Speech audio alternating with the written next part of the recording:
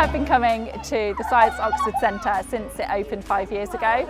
We aim to come every year with each year group because the children enjoy it so much. When we come here, we do the woodland walk.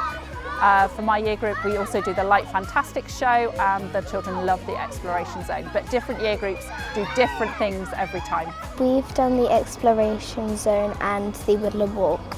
It was really fun. I liked the part when on the woodland walk when we looked at bugs. We found slugs, beetles, centipedes and all that sort of thing. When the children come here, they get a really interactive experience that really supplements their science learning. The classroom is a limited space, so it's really nice for them to have more freedom and more resources to do that.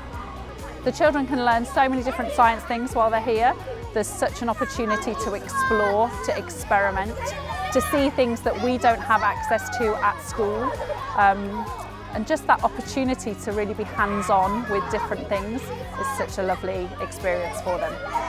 You can hear probably the excited screams of the children in my class. That's why we keep coming back. I'd love to come back again, especially with the experiments because they are super fun today.